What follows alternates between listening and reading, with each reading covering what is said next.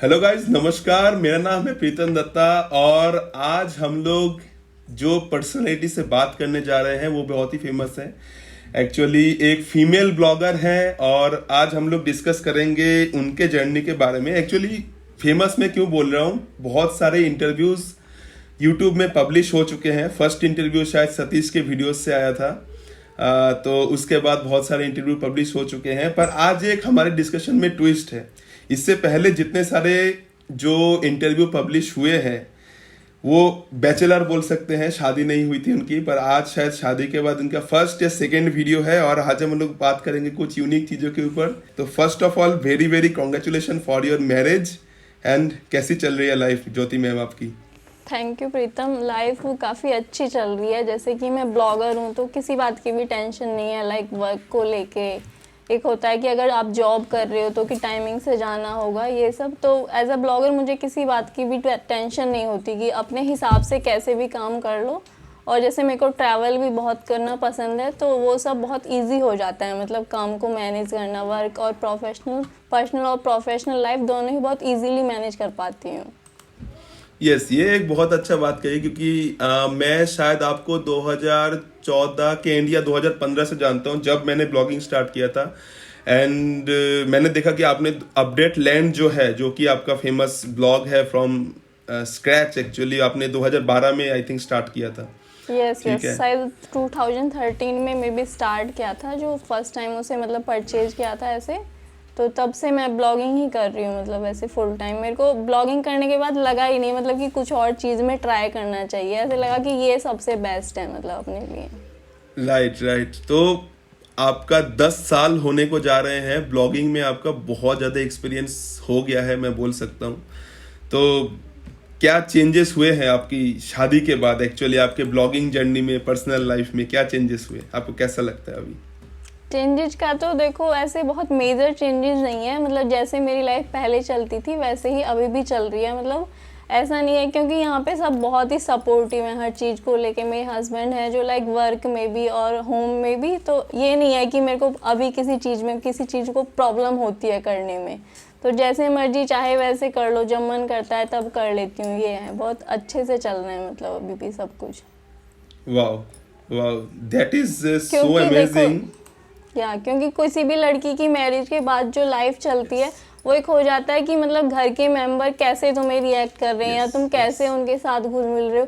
तो मेरे को यहाँ आने पर कभी ऐसा लगा ही नहीं लाइक मेरा मतलब कुछ चेंज हुआ है। मेरे को एकदम होम फील आती है मतलब यहाँ पे ऐसे है। बस ये एक बहुत बड़ी चीज है। एक्चुअली ये क्वेश्चन ही मैंने इसलिए पूछा था क्योंकि मैरिज के बाद बहुत सारे पर्सन्स के लाइफ तो चेंज होते ही है, नॉट ओनली लड़कियों के, फीमेल के बाद जो बॉयज होते हैं, जो मेल होते हैं, उनका भी लाइफ चेंज होता है। जिम्मेदारी और ज़्यादा बढ़ जाती है क्योंकि मैं अभी मेरा नवंबर में 5 साल होने वाले हैं। ठीक है। तो 5 साल मेरा मैरिज एनिवर्सरी होने वाला है। मेरा एक 2 साल का बेटा भी है। तो मुझे पता चला 5 साल पहले ही पता चल गया था कि पहले बैचलर लाइफ कैसा होता था और उसके बाद क्या क्या चेंजेस हुए हैं। बहुत सारी जिम्मेदारी बढ़ गई। अपने ब्लॉग के ऊपर काम करने के लिए बहुत कम टाइम मिलने लगा। धीरे धीरे फिर से टाइम मैनेज करके इसको हम लोग कंटिन्यू कर रहे हैं। तो इसलिए मैंने ये क्वेश्चन पूछा था आपसे कि तो पहले तो आप श्योर लड़कों के लिए तो फिर भी ये रहता है कि वो अपनी फैमिली मेंबर्स के साथ रहते हैं। क्योंकि लाइक जब मेरी शादी नहीं हुई थी तो उससे पहले मेरे को लगता था यार मतलब जो स्ट्रेंजर लोग होते हैं उनके साथ जाके एडजस्ट करना मतलब कैसे होता होगा सब। बट ऐसा था जो मतलब यहाँ पे सब फैमिली के लोग हैं तो उनका बहुत फ्रेंडली वाइब है या सब कुछ बहुत अच्छा है, केयरिंग नेचर है। तो मेरे को कभी ऐसे लगा ही नहीं लाइक शादी के बाद मैं दूसरी फैमिली में आ गई, ये हुआ। तो पहले तो आप हरियाणा में रहते थे? हाँ जी, पहले घर पे रहती थी ऐसे मम्मी पापा के पास। तो घर पे भी बस वही होता था कि ब्लॉग देखती थी मैं, मेरे को तो बहुत कुछ चीज़ों का पता भी नहीं होता था, ये है।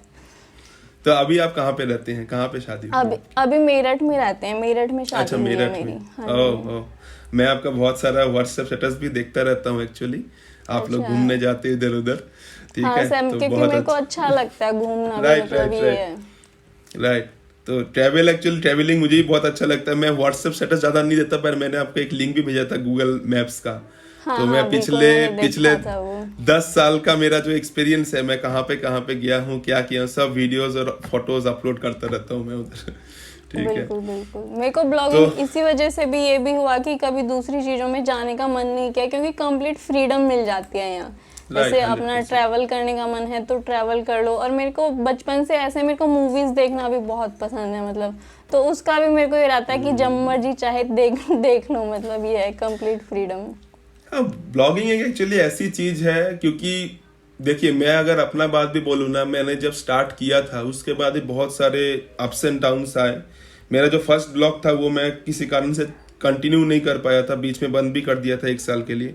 फिर से मैंने स्टार्ट किया, ठीक है, फिर से मैंने स्टार्ट किया। अभी जो पिछले 3 साल से चल रहा है कंटिन्यू है, ब्लॉग के साथ साथ यूट्यूब भी ट्राई कर रहे हैं। बात करना बहुत अच्छा लगता है मुझे, वैसे सेल्स में हूँ तो बात तो करना ही पड़ता है लोगों से, तो बस पुराने जो कॉन्टेक्ट्स हैं उन लोगों के साथ थोड़ा थोड़ा वीडियो भी बनाते हैं कभी कभी, ठीक है। तो ये बहुत अच्छा है, कनेक्शन भी अच्छा हो जाता है, कनेक्शन बहुत अच्छा चलता है। राइट, बहुत अच्छा कनेक्शन बनता है। तो चलिए आते हैं आपके ब्लॉग पे, जो आपका जो मोस्ट फेमस ब्लॉग है अपडेट लैंड। तो अभी कैसा चल रहा है वो? क्योंकि मुझे लगता है कि पिछले जो आपका जो इतना बड़ा शेड्यूल था, शादी हुई ये हुई, आपने कंटिन्यूअसली उसमें वर्क नहीं कर पाए होंगे। तो कैसा आपका कुछ मैंने स्टैटिस्टिक्स जो है डाउन गया है, या फिर कंटिन्यू जैसा चल रहा था वैसे ही चल रहा है? नहीं, स्टैटिक्स का तो देखो ये रहता है कि जो तुम्हारा ऑर्गेनिक ट्रैफिक है वो तो अगर तुम थोड़ा केयर करते हो तो बना रहता है, लाइक पोस्टों को थोड़ा अपडेट करना और थोड़ा लिंक्स वगैरह बिल्ड करना। और तो जैसे ये है, मतलब टीम में जैसे राइटर हैं या लिंक बिल्डर हैं तो उनकी हेल्प से मतलब वो तो सेम ही चल रहा है, ऐसा कुछ नहीं है कि ज़्यादा डाउन गया है या अप गया है, जो पहले था सेम वैसे ही चल रहा है, ये है। राइट। तो अभी मतलब मैं जब रिसर्च कर रहा था, मैं देखा अपडेट लैंड में अभी भी कोई एडसेंस का ऐड नहीं दिखता है मुझे, ठीक है। नॉर्मली कोई भी ब्लॉगर पिछले, जब मैं 5-7 साल से देख रहा हूँ, कोई भी अगर उस टाइम भी एडसेंस की बात करता था, कोई भी अगर ब्लॉगिंग में आना चाहता है तो अभी भी कोई अगर ब्लॉगर आता है तो जैसे अभी गूगल वेब स्टोरी के ऊपर बहुत लोग काम कर रहे हैं, फिर भी अर्निंग मेथड जो है, फर्स्ट जो अर्निंग मेथड लोग सोचते हैं वो एडसेंस के बारे में ही सोचते हैं।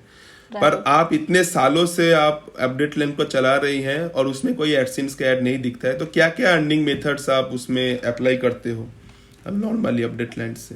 मेनली जो हमारे अर्निंग मेथड है, तो एक तो एफिलिएट मार्केटिंग है मेजर, जो अभी मेरा फोकस है वो एफिलिएट मार्केटिंग में ही है, और दूसरा जो है वो पेड एडवर्टाइजिंग है।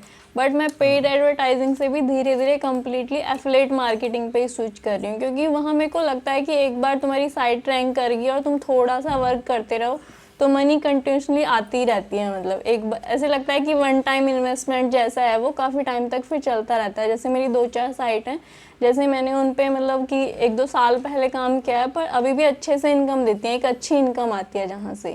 तो मेरे को एफिलिएट मार्केटिंग सबसे बेस्ट लगता है। और एडसेंस का तो ये है, खैर एक तो ब्लॉगिंग नीच था तो इसलिए कभी एडसेंस का सोचा नहीं मैंने, और जब ट्राई भी किया था स्टार्टिंग में, तब मतलब ये था कि कुछ कंटेंट था जो गूगल की गाइडलाइंस को मीट नहीं करता था, तो पहले अप्रूव नहीं हुआ। अभी भी कई बार मेरे को क्या होता है, जैसे कोई आता है पूछने एडसेंस के बारे में, तो मेरे को नहीं पता एडसेंस का कुछ भी, तो मैं ऐसे क्लियरली बोल देती हूँ लाइक मेरे को नहीं आइडिया, इस और किसी बारे में पूछना हो तो पूछ लो। तो कई बार लोग बोलते हैं ऐसा हो ही नहीं सकता, आप मतलब बताना नहीं चाह रहे, इस वजह से बोल रहे हो। मतलब जिस चीज़ के बारे में तुम्हें अच्छे से नॉलेज नहीं, तो मुझे लगता है उसके बारे में गलत इन्फॉर्मेशन देने से बेटर है मना कर दो कि हमें नहीं आती ये चीज़। 100%, क्योंकि ये गूगल का एडसेंस जो है बहुत सारे रूल्स एंड रेगुलेशन उसके चेंज होते रहते हैं, तो बिल्कुल डे बाय डे एक्चुअली मुश्किल हो रहा है साइट्स को अप्रूव कराना गूगल एडसेंस से, और बहुत ज़्यादा रूल्स एंड रेगुलेशन में काम करना पड़ता है। पर एफिलिएट एक ऐसा चीज़ है, मैंने एक इससे पहले वीडियो भी बनाया था, मैं अपने व्यूअर्स के लिए बोल रहा हूँ रिकरिंग एफिलिएट प्रोग्राम्स के ऊपर, जिससे कि 2 टाइप के एफिलिएट्स होते हैं। एक होता है कि आप एफिलिएट लिंक दो और उसमें से अगर कोई आपका सामान खरीदता है, नॉट ओनली सामान, अगर कोई सर्विसेज भी खरीदता है, अगर लो एक होस्टिंग के ऊपर आप एफिलिएट प्रोग्राम कर रहे हो, होस्टिंगर अभी बहुत चल रहा है, तो होस्टिंगर का एफिलिएट अगर लिंक दे दोगे, उसमें से आप कुछ खरीदोगे तो जो जिसका एफिलिएट लिंक है उसको कुछ पैसे मिलते हैं। और एक होता है recurring affiliate program. Recurring affiliate program में अगर कोई पर्सन एक बार उसको खरीद लेता है, एक बार तो खरीद लिया, उसको एफिलिएट का जो परसेंटेज है वो मिल गया, उसके बाद वो पकड़ लो डोमेन खरीदा है या फिर होस्टिंग खरीदा है, उसके 1 साल के बाद वो रिन्यू करेगा। जब वो रिन्यू करता है तब भी जिससे खरीदा था उसको कुछ परसेंटेज मिलते हैं। इसको रिकरिंग एफिलिएट प्रोग्राम बोलते हैं। मैं डिस्क्रिप्शन में लिंक दे दूंगा वो वीडियो का, आप चाहे तो उसको देख सकते हो। रिकरिंग एफिलिएट प्रोग्राम बहुत एक अच्छा चीज है। तो ज्योति मैम भी बता रही हैं कि वो पहले 2 टाइप के करते थे, एफिलिएट प्रोग्राम और स्पॉन्सर्ड पोस्ट के ऊपर, पर धीरे धीरे हमको ही पता है, मैं अपनी एक्सपीरियंस से बताता हूँ तो स्पॉन्सर्ड पोस्ट धीरे धीरे कम हो रहे हैं एक्चुअली। पहले जितना ज़्यादा स्पॉन्सर्ड आते थे और जितना पैसा वो लोग ऑफर करते थे, अभी थोड़ा सा कम होता है। तो एफिलिएट, और अगर कोई एडसेंस भी करता है तो कोई इशू नहीं है। Affiliate program is much better than AdSense also. Right. अभी स्पॉन्सर्ड का क्या हो गया है ना, ज्यादातर वो रिजल्ट ओरिएंटेड हो गए हैं कि आप अगर रिजल्ट आ सकता है तो हम करेंगे आपके साथ, अदरवाइज नहीं करेंगे।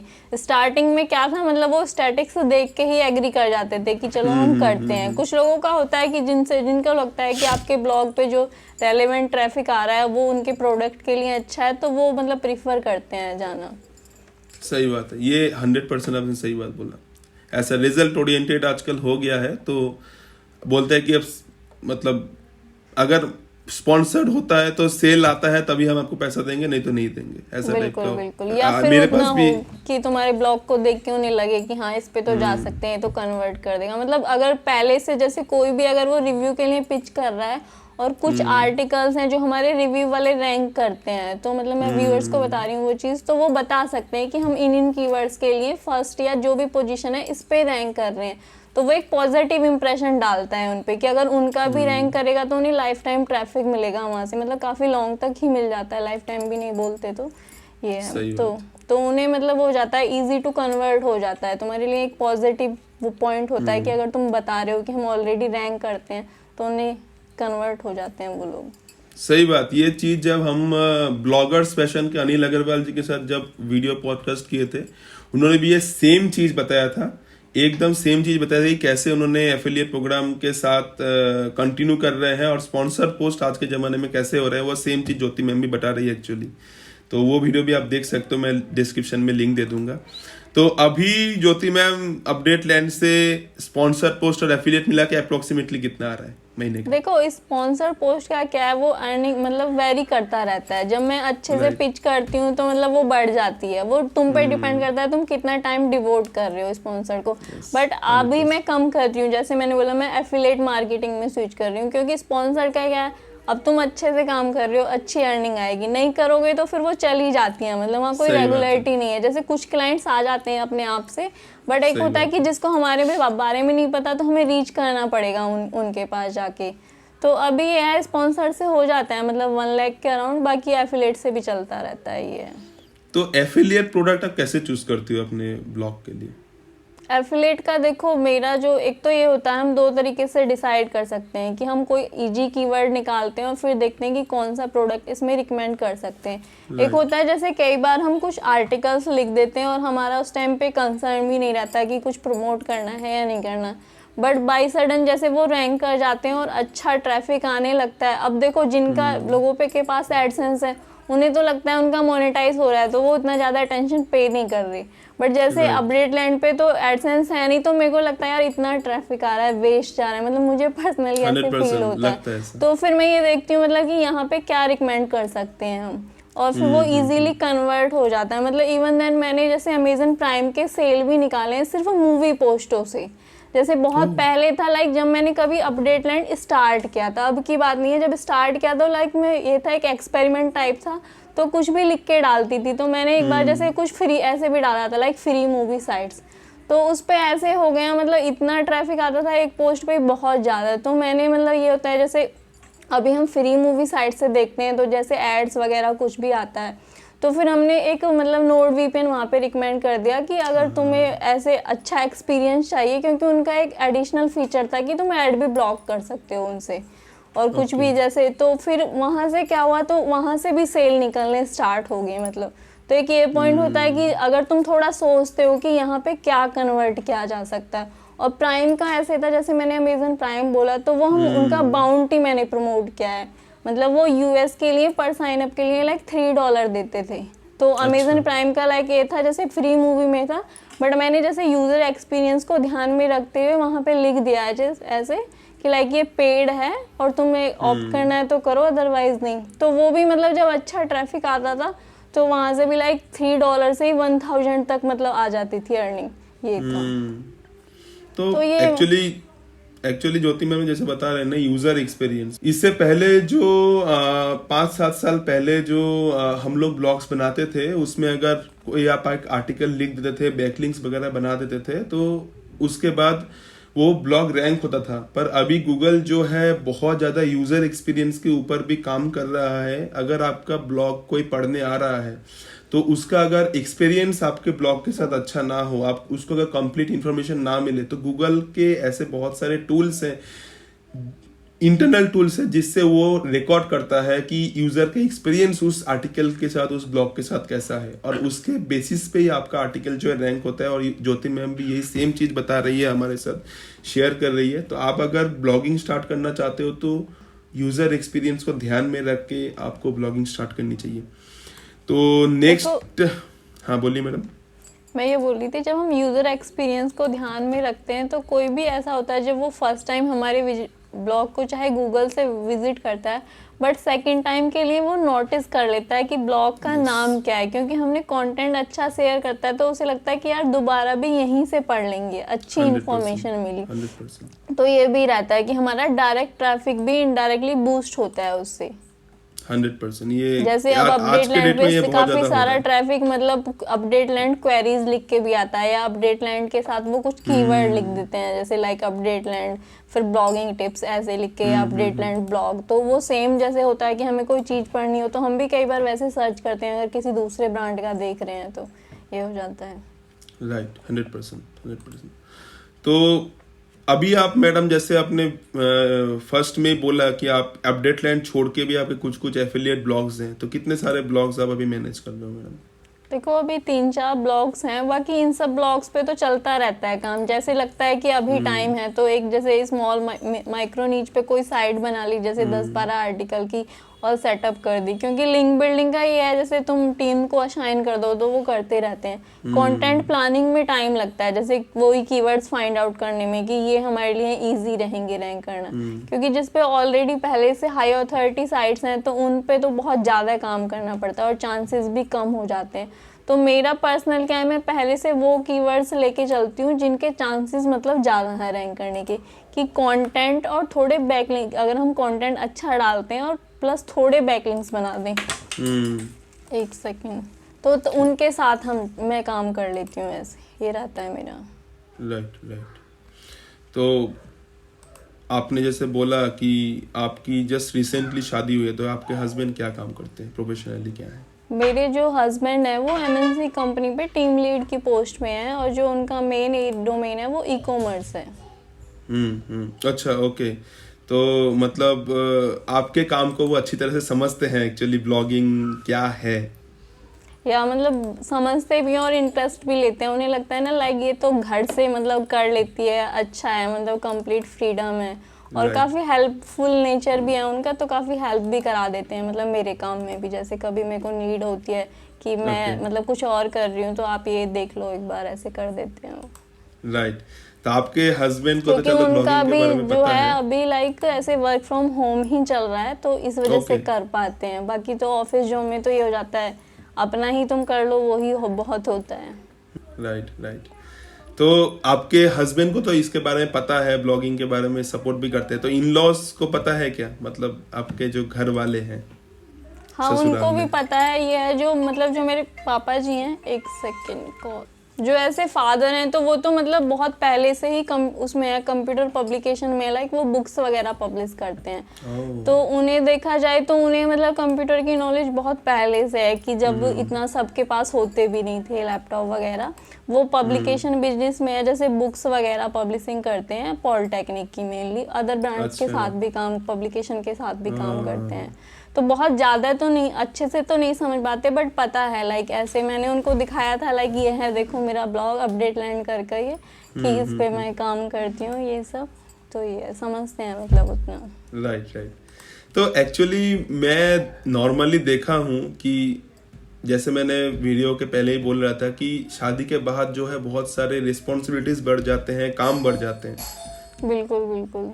तो अभी आपका मतलब ऐसा है कि मैंने शादी के बाद आपको टाइम मिलता है प्रॉपर, जितना टाइम आप पहले इन्वेस्ट करते थे अपने ब्लॉग्स के लिए, अभी उतना टाइम आप इन्वेस्ट कर पाते हो? देखो वैसे मतलब टाइम तो पूरा मिल जाता है ऑलमोस्ट, क्योंकि कई बार ऐसे होता है जब हमें लगता है कि नहीं मैनेज होगा तो हम खाना वाना बाहर से ऑर्डर कर लेते हैं। कुछ मतलब कंपलसरी नहीं है कि घर पे ही बनाना है ऐसे करके। मतलब मेरे जो मम्मी है वो हमेशा बोलती हैं कि देख ले अगर हो, जैसे कई बार जब वो बाहर रहती हैं तो वो बोल देती हैं कि टाइम लगे तो बना लेना वरना बाहर चले जाना, ये वाली चीज़ है। तो क्योंकि जैसे मैंने कहा ये कम्प्लीटली तुम्हारी फैमिली पे डिपेंड करता है कि वो किस टाइप से रिएक्ट करें। अगर तुम्हें सारा करना पड़ेगा, कोई भी है कि अगर तुम्हारे जो फैमिली है वो अंडरस्टैंड नहीं कर रही कि वर्क भी इम्पोर्टेंट है, तो टाइम मिलना मुश्किल हो जाता है, क्योंकि फिर हर छोटी छोटी चीज़ भी बहुत टाइम लगता है, जैसे ये है। 100%, ये आपने बहुत ज़्यादा सही बोला कि हम अकेले जिंदगी में करना बहुत मुश्किल है, अगर फैमिली सपोर्ट रहा तो वो काम आसान हो जाता है। बिल्कुल बिल्कुल यही है। तो चलिए थोड़ा सा ब्लॉगिंग में आते हैं कि अगर हम आपका, जैसे मैंने बोला कि आपका 10 साल से ऊपर हो गया है ब्लॉगिंग के एक्सपीरियंस में, तो पिछले 5-7 साल में एक्चुअली ब्लॉगिंग में आपको क्या लगता है कि मेजर चेंजेस क्या आए हैं? देखो वैसे तो चेंजेस तो आते ही रहते हैं, जैसे गूगल मेनली उस पर काम कर रहा है कि वो बेटर से इजी कैसे बनाए जाएं यूज़र के लिए। पर मैंने जो पर्सनली एक चीज़ नोटिस की है, अगर तुम मतलब सही से काम करते हो कि जैसे स्पैमिंग ना करके, या मतलब वाइट हैट करते हो कि अच्छा कंटेंट डालो और बस यूनिक बैक क्वालिटी के बैकलिंक्स बनाओ, जो मतलब कुछ गाइडलाइंस हैं उन्हें ध्यान में रखते हुए, तो मतलब रेयर केसेज में होता है कि तुम्हारा ब्लॉग डाउन जाए। और जैसे होता है टाइम टू टाइम वो कुछ चीज़ें निकालते रहते हैं, थोड़ा उन्हें फॉलो करते रहो।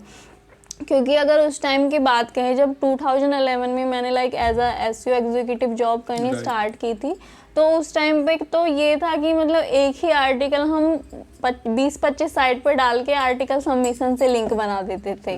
और फिर उन्हीं 6 मंथ में ऐसे हो गया कि धीरे धीरे कि कुछ साइटों ने ये कर दिया कि वो मतलब डुप्लीकेट आर्टिकल नहीं लेंगी, अब कुछ ले रही थी कुछ नहीं ले रही थी। तो देखो अब तो ये है कि अब तो वो किसी के माइंड में भी नहीं आएगा कि भाई तुम एक ही आर्टिकल 10-12 जगह करके लिंक बना दो।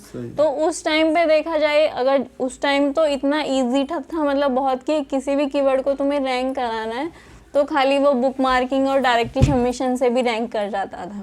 आज के टाइम पे थोड़ा वो कॉम्पिटिटिव हो गया है, तो तभी वो बोलते हैं शायद कि वैसा कीवर्ड पे काम करो जो पहले से ही मतलब थोड़े चांसेस हैं। सही बात है। इससे एक चीज पता चलता है कि देखिए जैसे ज्योति मैम का भी 10 साल से ऊपर का एक्सपीरियंस है, तो ब्लॉगिंग एक शॉर्ट टर्म खेल नहीं है, ठीक है? ब्लॉगिंग बोल लो या फिर यूट्यूब भी बोल लो, शॉर्ट टर्म खेल नहीं है। ऐसा नहीं है कि आप आओगे, काम करोगे, पैसा कमाओगे और चले जाओगे। ये एक more than like a investing की तरह ही है। इन्वेस्टिंग में भी जैसे आपको लॉन्ग टर्म खेलना पड़ता है, लॉन्ग टर्म इन्वेस्ट करना पड़ता है, ये भी आपका एक एसेट है। एक ब्लॉग, एक यूट्यूब चैनल, ये सब आपके एसेट हैं और ये भी आपको पैसा कमा के देगा और जिंदगी भर पैसा कमा के देगा, अगर आप इसके ऊपर विश्वास रखते हो और लॉन्ग टर्म इसके साथ जुड़े रहते हो। तो गूगल एक्चुअली उसी ब्लॉग्स को प्रेफर करता है जो लोग लॉन्ग टर्म में खेलने के लिए आए हैं। आपको व्हाइट हैट एसईओ के बारे में आपको यूट्यूब पे बहुत सारे वीडियोस मिल जाएंगे, white hat, black hat SEO क्या होते हैं।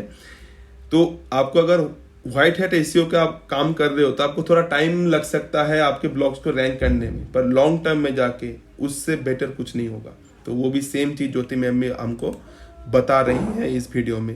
तो as per your experience madam, what's माने आप अगर कोई नया ब्लॉगर अभी स्टार्ट करना चाह रहा है, ठीक है, नया ब्लॉगिंग स्टार्ट करना चाह रहा है, तो उसको मेनली कौन कौन सी चीजों के ऊपर फोकस करके स्टार्ट करना चाहिए? देखो मेनली खैर ये होता है, अगर स्टार्टिंग में ये कहा जाए कि तुम्हें मतलब फर्स्ट टाइम तो वैसे तुम्हें स्टार्ट कर लेना चाहिए, जहाँ तक मैं समझती हूँ। क्योंकि स्टार्टिंग एक ऐसी चीज़ है कि कई बार हम क्या करते हैं कि यार मतलब इतना सारा वो कर लेते हैं, ओवर एनालिसिस बोलते हैं, कि हमें लगता है शायद ये चीज़ हमारे लिए है ही नहीं। बट अगर कोई भी बंदा है जैसे वो टेक्निकल टर्म थोड़ा अंडरस्टैंड करता है, क्योंकि शायद मेरे को लगता है जो टेक्निकल फील्ड से होते हैं तो उन्हें ईजी होता है नई चीज़ों को भी समझना या इम्प्लीमेंट करना, या फिर ये कह सकते हैं कि जिनका लर्निंग एटीट्यूड है। क्योंकि बहुत सारे लोगों का क्या है ना, वो टिप्स और ट्रिक्स के पीछे भागते हैं। मैंने देखा है कि कोई तो ट्रिक्स होगा, कई बार मेरे साथ भी होता है, लोग पूछते हैं कि तुम क्या कर रहे हो, मैंने कहा वही कर रहे हैं हम तो, क्वालिटी कंटेंट और क्वालिटी बैकलिंक देखा जाए। क्योंकि मतलब मेरा क्या था, मैं स्टार्टिंग से ब्रांडिंग को ही फॉलो करती हूँ, तो उनका रहता है कि वो यही चीज़ ज़्यादा बोलते हैं कि कंटेंट और बैकलिंक है और अच्छा बनाओ और कुछ गाइडलाइंस हैं वो फॉलो करो। और स्टार्टिंग का मैंने इसलिए बोला कि स्टार्ट कर लो, फिर धीरे धीरे तुम सीखते हो, कुछ गलत करोगे कोई नहीं, फिर सही भी करना सीखोगे। क्योंकि ब्लॉगिंग में स्टार्टिंग में तो किसी को पता नहीं होता कि इसका करना क्या है। और माइंडसेट ये मत रखो कि हाँ हमारा ब्लॉग मतलब 5 मंथ में अर्न करे या 6 मंथ से अर्न करना स्टार्ट करें। हमें मेनली पहले लर्निंग पे फोकस करना चाहिए। अगर हमने ये समझ में आएगा कि ये चीज़ हमें लर्न हो गया तो हम दोबारा भी उस चीज़ को फिर इम्प्लीमेंट कर सकते हैं। बट आई थिंक जहाँ तक मेरे को लगता है जो ब्लॉगर गिव अप कर देते हैं वो सब अर्निंग वाले माइंडसेट से आते हैं, वो भी बहुत जल्दी कि 4-5 मंथ में हमारा ब्लॉग से अर्निंग स्टार्ट हो जानी चाहिए।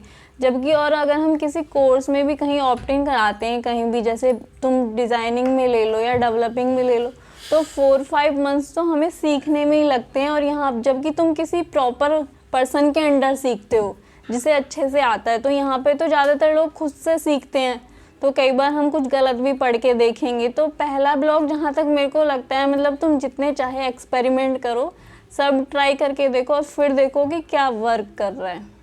100%। और स्टार्टिंग का मैं ऐसे कह रही हूँ कि हमें स्टार्ट कर लेना चाहिए, क्योंकि मैं भी बहुत टाइम से सोचती हूँ कि यार मैं एक यूट्यूब चैनल स्टार्ट कर लूँ, बट मेरा भी यही रहता है कि यार अभी ये परफेक्ट नहीं है, अभी ये सही नहीं है, ये सही नहीं है, और इस वजह से मैं स्टार्ट नहीं की। क्योंकि जब हम स्टार्ट कर लेते हैं तो होता है कि 3-4 बार कुछ चीज़ें गलत होगी, फिर धीरे धीरे हमें इम्प्रूवमेंट देखने को मिलता है। सही बात बाकी ये है कि कई बार क्या होता है ना, लोग डोमेन नेम भी अच्छे से चूज नहीं करते, जैसे दूसरों का कॉपी कर लिया, तो थोड़ा पढ़ना चाहिए और तब उन्हें इम्प्लीमेंट करना चाहिए।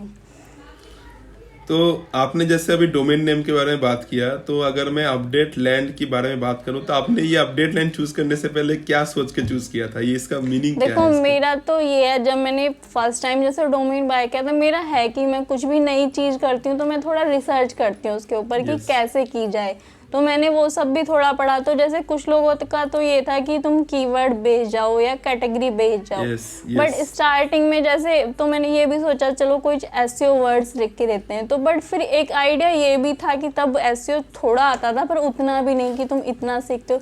तो मेरा माइंड ये रहा कि यार कल को अगर मेरे को मन करे कि एसईओ पे तो मेरे को नहीं आ रहा है, नहीं ब्लॉग रैंक करना है, कुछ और लिखने का मन करे, तो मेरे को ये था कि यूनिक डोमेन ले लेते हैं कि अगर इन फर्दर मेरे को लगे कि इस कैटेगरी पे मैं काम नहीं कर सकती तो कुछ और पे स्विच कर लेंगे। तो बस इतना था कि यूनिक हो और शॉर्ट हो ताकि इजीली रिमेम्बरेबल हो, ये सब चीज़ें मैंने ध्यान में रखी थी। मतलब ऐसा आपने चूज किया था कि ऐसा एक डोमेन लो जो कोई पर्टिकुलर टॉपिक के रिलेटेड ना हो, आप कोई भी टाइप के टॉपिक उसमें पोस्ट कर सकते हो। बिल्कुल बिल्कुल, क्योंकि ये था ना कि अगर अभी तो स्टार्ट कर रहे हैं तो सक्सेस के चांसेस तो जीरो ही मानो जब तुम स्टार्ट करते हो। धीरे धीरे तुम देखते हो भाई किस टाइप की पोस्ट तुम्हारी रैंक कर रही है या किस में तुम अच्छा लिख पा रहे हो, तब तुम्हें कभी कभी लगता है ना कि कुछ चीज़ें हमारे बस माइंड में होती हैं, हम ये कर सकते हैं, हम ये करेंगे, बट जब हम एक्चुअल में करते हैं तब हमें पता लगता है कि एक्चुअल में हम वो सच में करना चाहते हैं या बस ऐसे हवा में चल रही है वो चीज़। सही बात है। अगर मैं एक एग्जाम्पल दूं कि शाउट मी लाउड जो हर्ष अग्रवाल जी का जो पॉपुलर ब्लॉग है, और labnol.org जो हमारे अमित अग्रवाल जी का जो ब्लॉग है, इंडिया के 2 सबसे बड़े पॉपुलर ब्लॉगर्स हैं।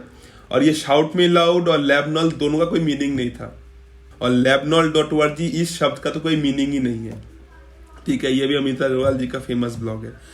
तो ज्योति मैडम ने भी वही सेम चीज बताया कि अपडेट लैंड भी जब स्टार्ट किया था उसमें ऐसा कोई पर्टिकुलर टॉपिक के ऊपर ही पोस्ट करना है, इसमें ऐसा कुछ नहीं था, कोई भी टॉपिक में चेंज कर सकते हैं। और शाउट मी लाउड और labnol.org भी वैसा ही एक वेबसाइट है जिसमें अगर दूसरे टाइप के भी कोई कंटेंट अगर पोस्ट होता तो हमको वही वाला लगता कि इसी कंटेंट के लिए ये वेबसाइट बनाया गया था। तो ये एक बहुत अच्छी स्ट्रेटेजी है कि अगर आप मल्टीपल टाइप्स के अगर टॉपिक्स उसमें शेयर करना चाहते हो तो आप ऐसा यूनिक डोमेन चूज करो जिसमें आप कोई भी टाइप के कंटेंट पोस्ट कर सकते हो, तो बेटर है ये आपके लिए। तो आपको क्या लगता है ज्योति मैडम, अगर कोई आदमी या फिर कोई पर्सन अभी अगर नया ब्लॉग स्टार्ट कर रहा है तो आज के डेट में भी उसको वो फुल टाइम जॉब, जैसे आपने फुल टाइम ब्लॉगर्स हो आप बोलते हो, ऐसा आप full time as a job ले सकता है ब्लॉगिंग को आज के डेट में भी? देखो स्टार्टिंग दो चीज़ है, तुम पर डिपेंड करता है कि तुम करियर के किस फेज में हो। वैसे तो एक है कि एक कॉलेज स्टूडेंट है तो उसके पास पूरा टाइम है अभी, कि अगर वो पार्ट टाइम से भी स्टार्ट करता है, जितना फ्री टाइम है उस पर 2 या मतलब 1 आवर भी अगर डेली दे रहा है तो, क्योंकि उसके पास ये नहीं कि आज ही पैसे चाहिए मेरे को। एक कई बार होता है कि तुम ऐसी कंडीशन में हो कि भाई तुम्हें तो 3-4 मंथ्स बाद पैसे चाहिए ही, वरना तुम्हारा नहीं चल पाएगा। तो उस फेज में अगर तुम्हारे पास पैसे की कोई प्रॉब्लम नहीं है तो तुम कर सकते हो स्टार्ट, और अगर पैसे की प्रॉब्लम है तो तुम पार्ट टाइम करो स्टार्ट। जब तुम्हें लगे कि तुम्हें चीज़ें आ गई हैं और तुम इससे पैसे कमा पा रहे हो, फिर धीरे धीरे इधर स्विच कर लो, उस हिसाब से अपना टाइम देना स्टार्ट कर दो। क्योंकि जब मैंने भी स्टार्ट किया था तो मेरा क्या था, मैं फ्रीलांसिंग करती थी उससे पहले, और ब्लॉगिंग का मैं श्योर नहीं थी कि मतलब मेरे को पता नहीं था कि लाइक लोग ब्लॉग से पैसे कमा रहे हैं ऐसे करके। तो ये था कि एक बार मेरे को जितेंद्र वासवानी पे मैंने बोला था कि तू ब्लॉग पे अच्छे से काम करेगी तो यहाँ से बहुत सारे पैसे कमा लेगी। मेरे को पता ही नहीं था कि ब्लॉग से भी पैसे कमा सकते हैं, तो मैंने इतना सीरियस नहीं लिया। मैंने बोला मैं तो सही कमाती हूँ फ्रीलांसिंग से भी। मेरे को लगा मतलब कि 20-30 हज़ार तुम कमा रहे हो तो सही है, जैसे मतलब फ्रेंड सर्कल देखते हो तुम, उन्हीं से कंपेरिजन करते हो, ये होता है। बाद में क्या हुआ, फिर चलो मेरे को ऐसे हुआ कि मैं फ्री टाइम में डाल देती थी कंटेंट, लोगों को अच्छा लग रहा था तो रेस्पॉन्स भी आ रहा था कि शेयर कर देते थे या कमेंट करते थे। तो फिर क्या हुआ, जैसे ऐसे ही किसी क्लाइंट ने स्पॉन्सर्ड के लिए बोला तो मेरे को लगा यार मैं तो कुछ काम भी नहीं करती हूँ, ऐसे ही मतलब अपने मजे मस्ती में शेयर कर देती हूँ, फिर भी लाइक कोई मनी ऑफर कर रहा है अपने प्रोडक्ट के बारे में लिखने के लिए। तो मतलब मेरे को लगा समाओ कि जितना टाइम मैं क्लाइंट्स के लिए करती हूँ अगर ब्लॉग पे करने लगूंगी तो शायद बहुत बेटर होगा। और फिर मैं थोड़ा थोड़ा टाइम इधर देने लगी, मतलब पहले से थोड़ा ज़्यादा सीरियस। और फिर मतलब कुछ ही मंथ्स बाद ऐसा हो गया कि अच्छी इनकम होने लगी, फिर मैंने फ्रीलांसिंग क्विट कर दी, मतलब एकदम से छोड़ दिया। फिर मेरे को लगा कि अपने ही ब्लॉग पे काम करो, क्लाइंट के लिए क्या काम करना। मतलब आज उनकी वेबसाइट टॉप पे जाएगी तो तुमने कितना प्रॉफिट होगा, थोड़ा बहुत। 100%। तो सेम उसी में भी है कि बंदा अगर कोई है भाई पैसे की बहुत ज़्यादा ज़रूरत है तो जॉब के साथ साथ कर सकता है, और नहीं है अगर इस फेज में है कि भाई अभी तो मेरे पास 1-2 साल हैं तो अच्छे से ब्लॉगिंग लर्न कर सकता है। क्योंकि ब्लॉगिंग से तुम जो ज़िंदगी जियोगे वो डिफरेंट होती है और जो जॉब से जियोगे वो डिफरेंट है पूरा। तो ये एक बहुत अच्छी चीज़ मैडम ने बताई, आपकी सिचुएशन के हिसाब से आप सिलेक्ट कर लो कि आपको कैसा करना है, ठीक है। इसमें कोई गारंटी नहीं होती है कि आज आप स्टार्ट करोगे कल से आपका पैसा आना चालू हो जाएगा, पर एक टाइम पे अगर स्टेबल हो गया, आपको लग रहा है कि हर महीने जितना आपकी ज़रूरत है उतनी आ रही है, तो आप फिर आप क्विट कर सकते हो जॉब से, कोई दिक्कत नहीं है। तो मैडम एक चीज़ पूछना चाहता हूँ मैं आपसे, हम लोग जो पहले जब ब्लॉग स्टार्ट करते थे तब हमेशा इंग्लिश में ही स्टार्ट करते थे, ठीक है, पर अभी रीजनल लैंग्वेज के ऊपर भी गूगल बहुत सारा जो है फोकस कर रहा है, हिंदी में कर लो या फिर जो भी जिसका भी जो रीजनल लैंग्वेज है, पंजाबी में भी ब्लॉग क्रिएट कर लो, बंगाली में कर लो। तो आपने ऐसे कुछ स्टार्ट किया है? नहीं देखो मैंने तो वैसे ट्राई नहीं किया है, मैं पर्सनली बोलूँ तो, क्योंकि मेरा क्या रहता है हम ज़्यादातर जो फोकस करते हैं जैसे चाहे कीवर्ड हो या किसी भी कंपनी को प्रमोट कर रहे हैं तो हम ज़्यादातर यूएस बेस्ड करते हैं, तो इसलिए मेनली अपना इंग्लिश में ही रहता है कि ग्लोबल ही कन्वर्ट हो जाए। बाकी जिन लोगों का लोकल में कमांड है, क्योंकि हम धीरे धीरे तो सब ऑनलाइन शिफ्ट हो ही रहा है, तो ये है इसलिए गूगल वगैरह ये सब भी उस चीज़ को मतलब वो कर रहे हैं कि ताकि लोगों का उधर ध्यान जाए। आगे तो सब डिजिटल में ही कन्वर्ट हो रहा है, जैसे हम देख रहे हैं ऑनलाइन ही स्विच हो रहा है, मतलब 100%। और शायद मतलब जो लोग ब्लॉग स्टार्ट करने वाले हैं मैं उनके लिए एक और बात बताना चाहूँगी, जैसे वो बहुत कंफ्यूज रहते हैं लाइक कौन सी होस्टिंग ली जाए या किसके साथ जाया जाए, और कई बार शायद मतलब बहुत लोगों से पूछते भी हैं उसी पर। स्टार्टिंग में ऐसा होता है कि ब्लॉग पे बहुत ज़्यादा ट्रैफिक नहीं आता, तो तुम किसी भी होस्टिंग के साथ स्टार्ट कर लो, अपना टाइम मतलब वेस्ट मत कर लो, क्योंकि कोई भी होस्टिंग स्टार्टिंग में तो मैनेज कर ही लेती है, इतना वो ऑफर करते हैं कि जो भी मतलब तुम्हारा ट्रैफिक है उसे हैंडल कर लेंगे। और जब भी मतलब एक होता है कि ग्रेजुअली तुम्हारा ट्रैफिक बढ़ता है तो तुम कहीं भी ट्रांसफ़र कर सकते हो, तो उस चीज़ को लेके पजल होने की ज़रूरत नहीं है, क्योंकि स्टार्टिंग में होता है ना हम इन्हीं छोटे छोटे डिसीजंस की वजह से डिले कर देते हैं कि कहाँ से लें, कौन बेस्ट है, क्योंकि सभी बेस्ट हैं स्टार्टिंग फेज के लिए। तो जब साइट पे बहुत ज़्यादा रियल टाइम ट्रैफिक आता है तब प्रॉब्लम क्रिएट होती है। यस। दिन के अगर 1000, 2000, 3000 ट्रैफिक भी आ रहे हैं ना, तो एक चीपेस्ट से चीपेस्ट अगर आप ही होस्टिंग लेते हो ना तो भी वो मैनेज कर लेगा। अगर दिन के 2-3 हजार भी ट्रैफिक आ रहे हैं, और अभी भी मैं आपको बताऊं, मेरे एक्सपीरियंस बता रहा हूँ कि दिन के 2-3 हजार ट्रैफिक लाना भी बहुत मुश्किल काम होता है कभी कभी, ठीक है। एक ब्लॉग पे दिन के 2-3 हजार ट्रैफिक भी बहुत ज्यादा मुश्किल होता है, और नॉर्मल होस्टिंग भी उसको कर सकता है। अगर आपके पर डे के 10,000 15,000 से ऊपर ट्रैफिक आ रहे हैं, तब जाके आपको थोड़ा बहुत होस्टिंग के बारे में सोचना चाहिए, नहीं तो 1500-2000 ट्रैफिक आराम से कोई भी होस्टिंग कंपनी झेल लेगा, कोई दिक्कत नहीं है। तो बस thank you very much madam, Jyoti madam, आपने हमारे साथ इतना लंबा टाइम स्पेंड किया। बस एज ए फीमेल ब्लॉगर आप इतना एक अच्छा सक्सेसफुल फीमेल ब्लॉगर हैं, और आप इतने सालों से बहुत अच्छा कर भी रहे हैं। तो और मेरे चैनल पे ये फर्स्ट किसी फीमेल ब्लॉगर के साथ मेरा फर्स्ट वीडियो है। तो आप इंडिया के जितने फीमेल्स हैं उनको आप क्या मैसेज देना चाहते हो? उनके लिए बस एक छोटा सा मैसेज है कि अगर आपके पास टाइम, मतलब इतना टाइम हर किसी के पास होता है कि वो अपने लिए 1 या 2 आवर निकाल सके, ज़्यादा भी नहीं, तो मतलब अपना या तो यूट्यूब चैनल स्टार्ट करो या ब्लॉग स्टार्ट करो। मतलब ये तुम्हें Right. बहुत फ्रीडम देता है, और तुम कहीं ना कहीं धीरे धीरे मतलब फाइनेंशियली भी वो इंडिपेंडेंट Stable. हो जाते हो। तो इससे तुम ये रहता है कि बहुत सारी चीज़ों में हेल्प मिलती है, खास करके फीमेल्स को होता है ना कि मतलब जो अगर कोई भी चीज़ तुम खुद से करते हो तो शायद उसकी अलग ही फील होती है एक। 100% सही में। तो थैंक यू ज्योति मैडम, आपने हमारे साथ बहुत अच्छा टाइम स्पेंड किया, बहुत अच्छा नॉलेज शेयर किया हमारे साथ। तो आशा रखता हूँ कि आपकी जर्नी ऐसे ही चलती रहे और आप अपने जीवन में ऐसे ही सक्सेसफुल बने रहे। तो thank you for accepting our invitation and sharing this valuable knowledge with us. Thank you very much. Thank you Pritam. और अगर किसी को भी कोई हेल्प चाहिए तो डायरेक्ट कमेंट में पूछ सकता है, या फिर सोशल पे नेटवर्क पे भी मेरे साथ कनेक्ट कर सकता है, लाइक फेसबुक, इंस्टाग्राम। तो मैं वहाँ आपकी जो भी कुछ क्वेरी होगी तो मैं रिप्लाई कर दूंगी। जरूर, मैं ज्योति मैडम का सब जो सोशल मीडिया के लिंक्स हैं मैं डिस्क्रिप्शन में दे दूंगा, और आप कमेंट में भी अगर पूछेंगे तो ज्योति मैडम भी आपको रिप्लाई देंगी, या फिर मैं भी आपको रिप्लाई दे दूंगा। तो चलिए मिलते हैं और एक नेक्स्ट वीडियो में। टिल देन, जहाँ पे भी रहो, कमाते रहो।